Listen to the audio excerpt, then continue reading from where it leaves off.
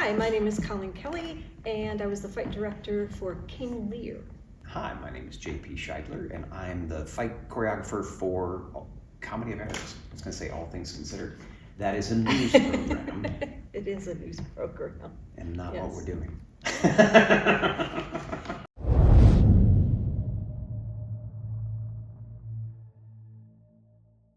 JP and I have worked together recently on Macbeth. Can we say that in here? I just did.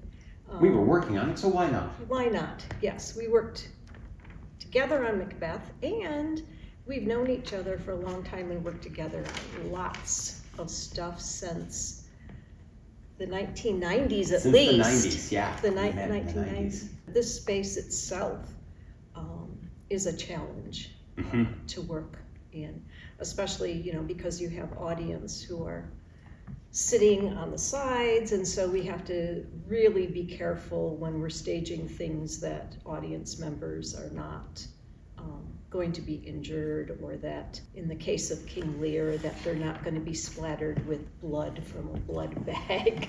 Although sometimes that can be exciting, and it's exactly why they want to sit on the stage. It's just good to not stain their clothes. Yeah.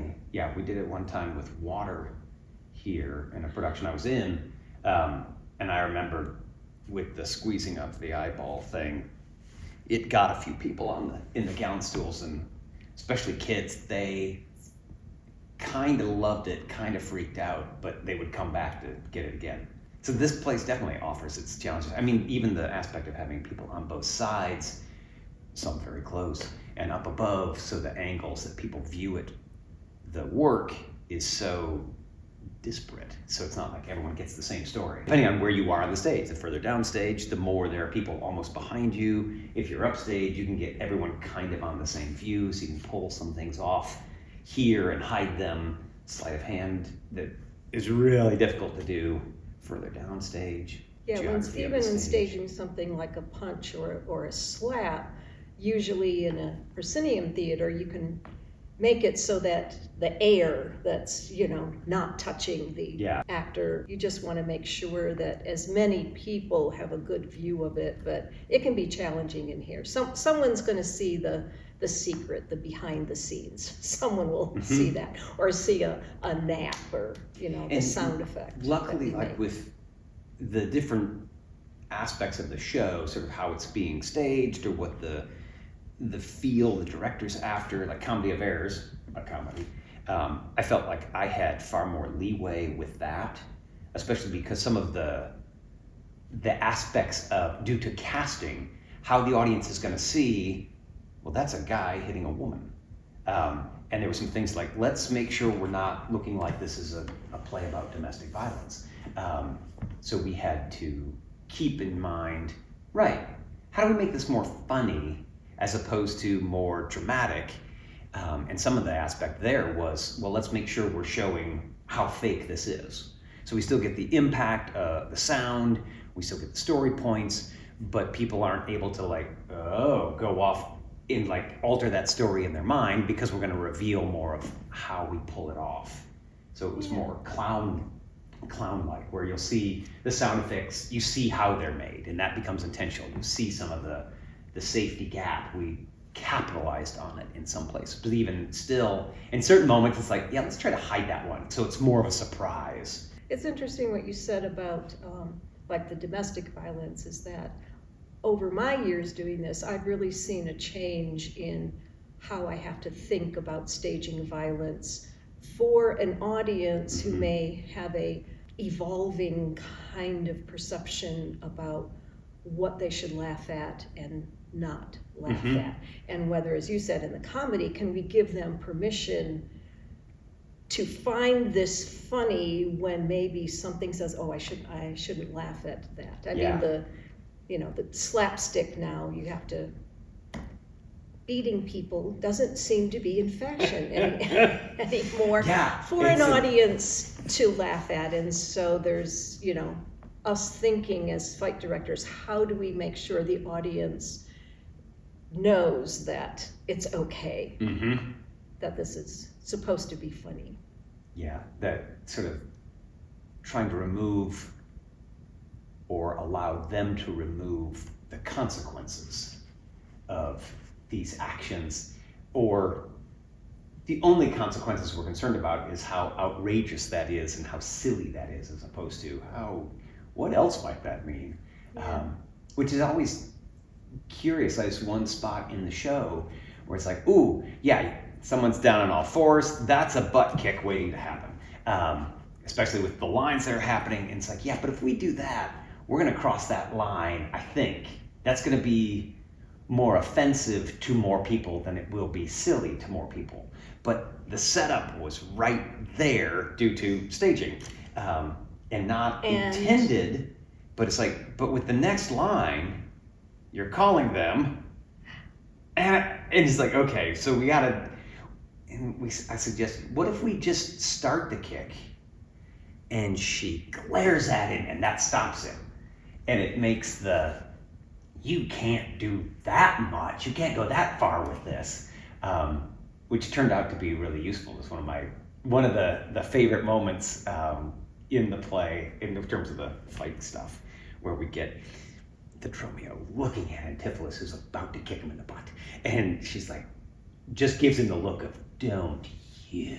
And the monologue that starts is, I have been beaten since I was a child, and I have done this and this, and it just became sort of this little aria of Dromio in that case gets the rope, defies being kicked, and beats up everybody else throughout the whole thing by hitting them with the rope. So it really turned the table on how I've staged it in other productions, rather than Dromio saying these things and it's being demonstrated on them, that Dromio in this case takes out all the examples on the other two that are present with him. Well, it sounds like we have some things in common, because there's also a butt kick in mine and there's a rope in the King Lear. So we must share the way we think about it. And it's that's right. Yeah, the one character in Lear, Oswald, I would say that would be the one where I had to have a conversation with the director about whether he thought that character would provoke any humor or not. Because certainly it can. Whether he's a coward or whether he's a kind of, what's the commedia, the El Capitan, or the, kind of a braggart, but never, actually gets involved. So we played a little bit with that, but the Paul Barnes, the director, wanted to stay on the side of it not being slapstick, not being humorous. And one of his goals for the show was to really play with the idea of the change in status in the storyline. And so Oswald is the first character who, kind of challenges Lear in terms of, being outside of the kingdom and outside. And so I thought, okay, well, this needs to be a little more about a change in status rather than a comedic moment, because it could be just for the entertainment of it. It's a heavy play, and sometimes you need a little break that is Shakespeare can build in for you. It's like, okay, I need to inhale now. Now we're back, Yeah, that's what the kick moment did in comedy for us, is it gave us this serious moment where we approach that line of, you can't do that. We almost go too far, and then by hopefully heightening the tension for the audience of they are not gonna, and then we don't, it makes that next moment that much easier to relax into this is outrageous. But it's also the most hits happen in that very next section. Yeah. But just allowing that little dynamic shift in going from comedy to serious for a moment allows us to jump back into heavier comedy. Sometimes even when you want it to be serious, I think in staging violence, we've all had that moment where maybe the audience is laughing at something that you didn't expect.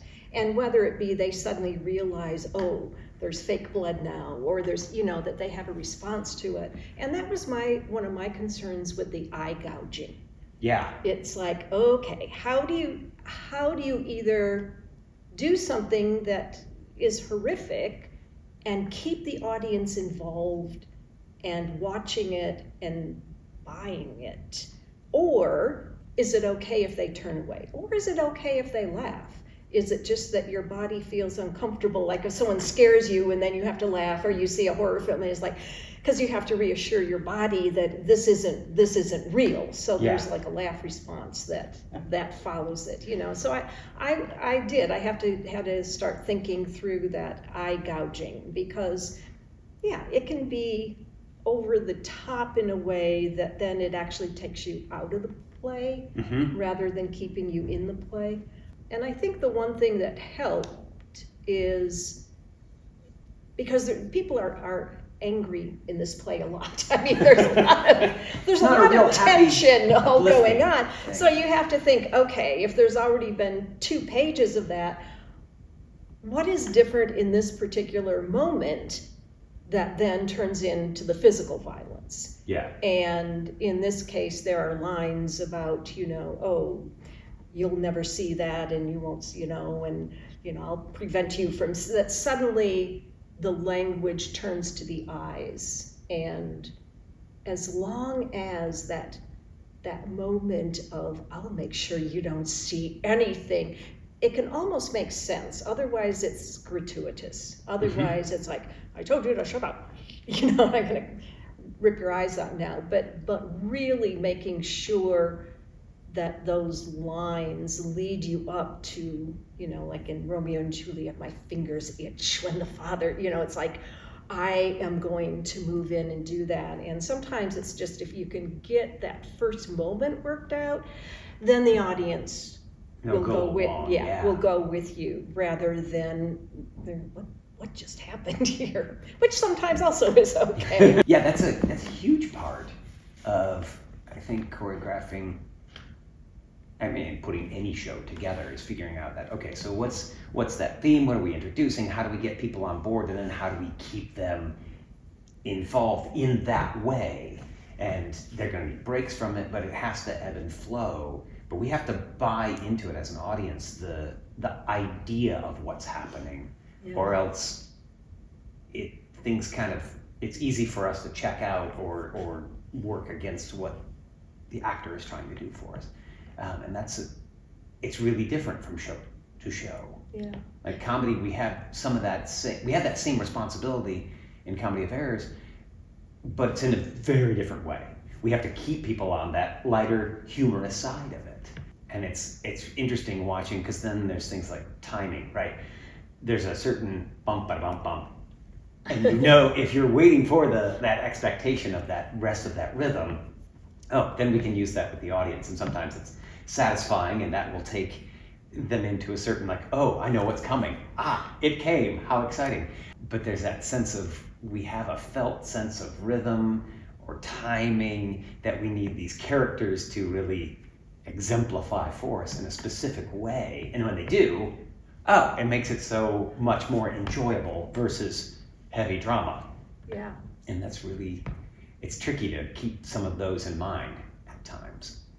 And for the audience to be able to take that leap that, in this society, in this world, this is how people behave.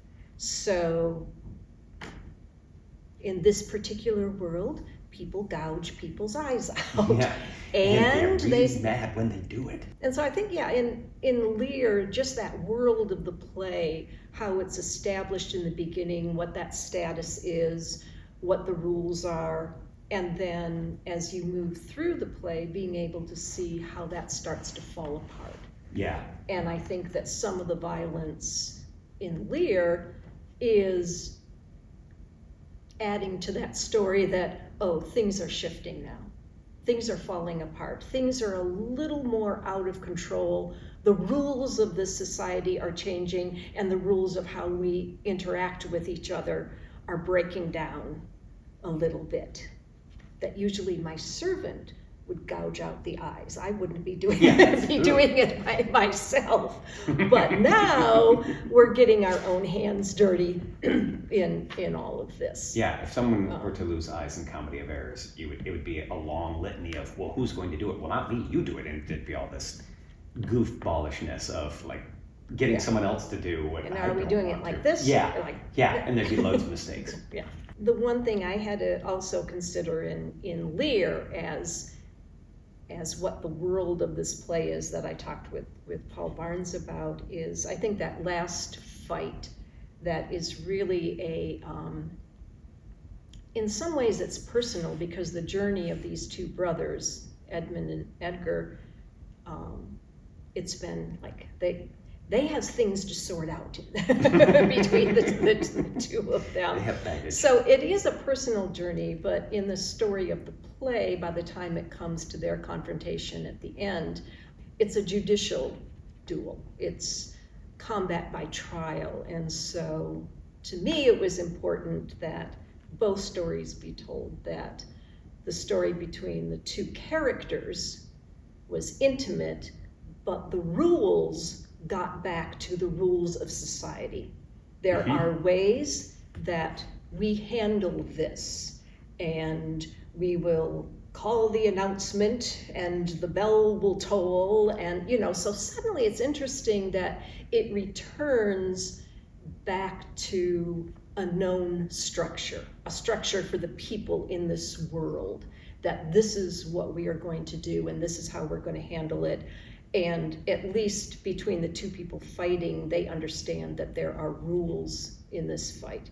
Even if the audience watching doesn't know what the rules of this society or the rules of this fight are, the people who are involved in it are following certain rules of how they will engage in. Yeah, I like how you said that too, putting the structure returns. And that becomes familiar. Even if I don't know all the ins and outs of what that structure is, I see that formality about it. I see there's going to be an agreement between people on the outcome of some sort. Even if we do it in underhanded means, then that has its consequences. It's interesting because the violence in Comedy of Errors, it also does that. The structure's just different and loose.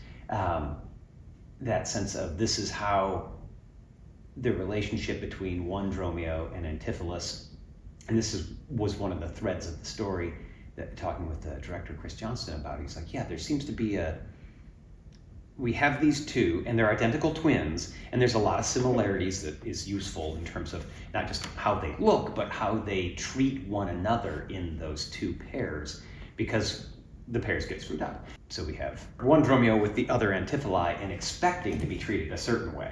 Whether that's, yeah, I know you're going to hit me. You didn't hit me. What was that? A verbal insult? What are you trying to do? Tickle me?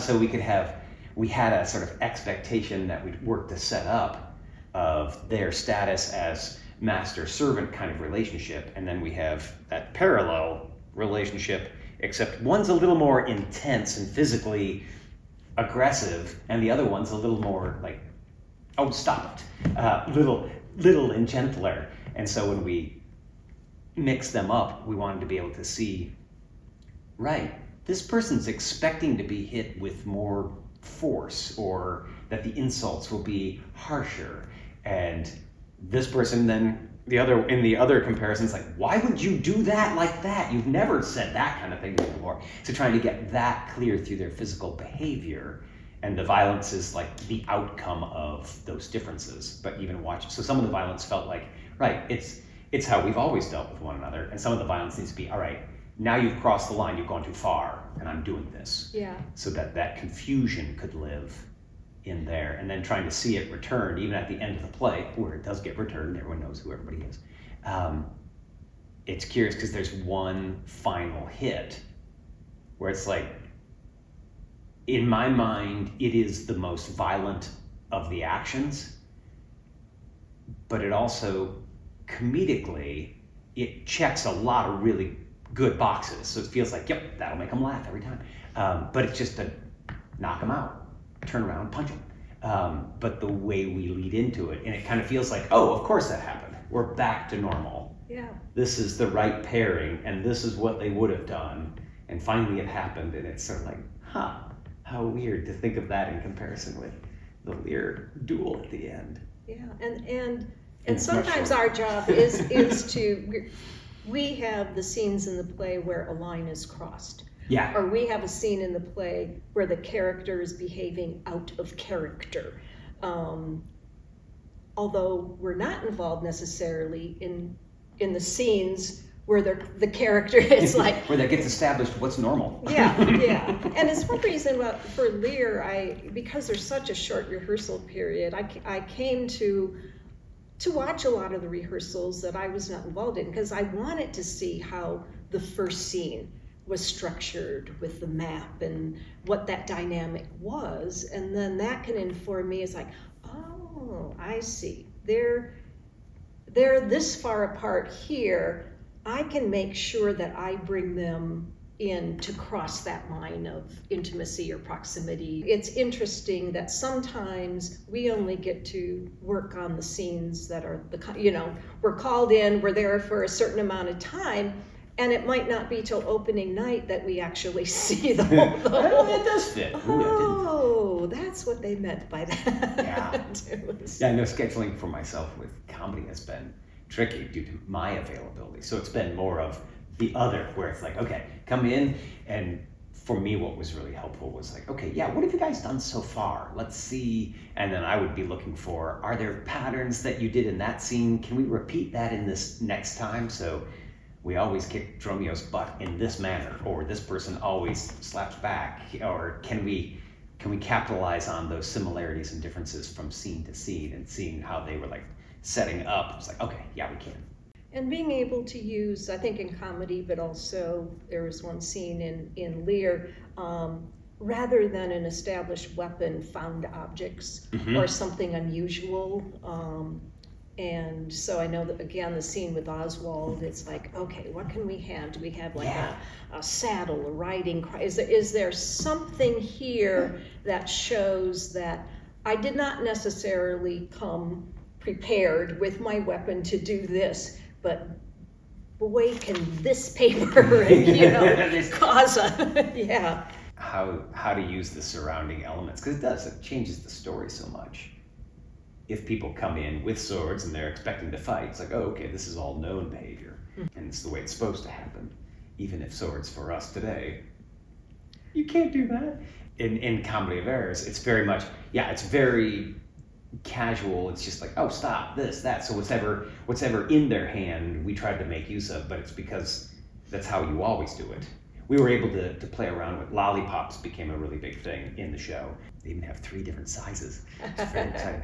But as it became like one of the Dromios comes on stage and is licking their lollipop, it's really great to like, that became just part of who they are, so they use it when whack me, whack you back kind of thing. And then it became for one of the antiphons, like, look, this has to be removed because this is, you're not paying attention to me. So there's this whole other aspect of sort of like how we keep the audience engaged during violence by, here, hold this for me, which I find also really curiously, I mean, it's funny to me to watch someone like, stop that, hold this for me, and then come back to the fight scene. But then that partner who wants the lollipop has another scene partner, like, can I get that back at this moment? And it just, we found ways to fuel the argument side of it in really absurd ways. So it helped that comedic aspect, as opposed to within the world, we try to bring the audience into the world and use them as an excuse to drive each other nuts.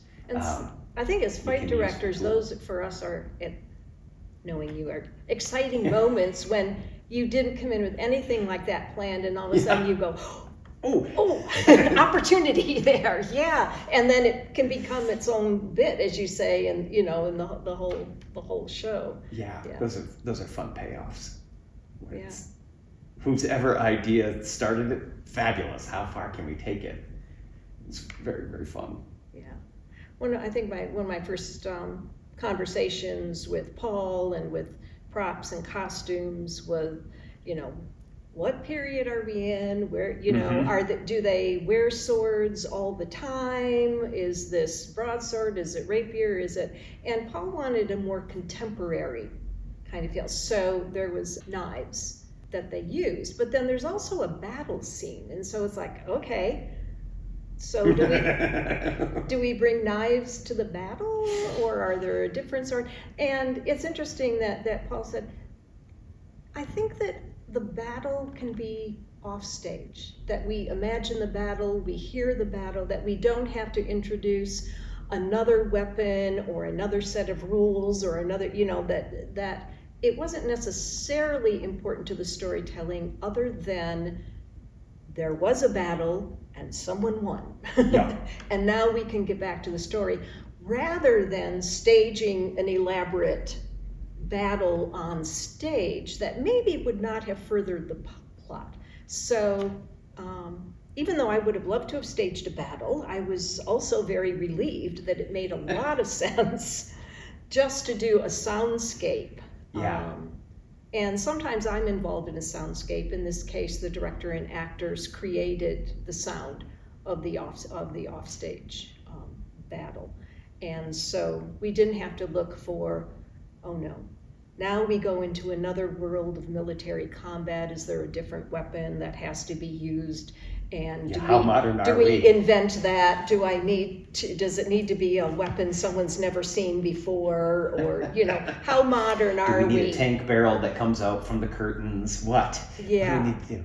Yeah, how to solve that. So that was an offstage battle that, so they used mostly knives and a little bit of found weapons. And of course, nails and knives for the eye gouging. I introduced a rope, which you very well know. JP and I often will help each other. It's like, hey, I have to do a fight. Can you come over and partner with me? And so we did that on Macbeth. Test we did ideas that. out, see what works. Yeah, so that by the time that we get to rehearsal, I have an idea of what both sides of the fight are. And in this case, which is so helpful.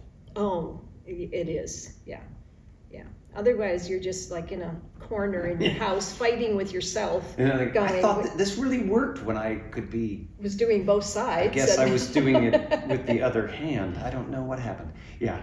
Yeah. So JP and I help each other out a lot. We're lucky that we've, been able to do that. So that last scene, as I said, I wanted it to be intimate, and so I wanted the two actors to be connected. And so they had a rope between them, but I wanted it to be formal also.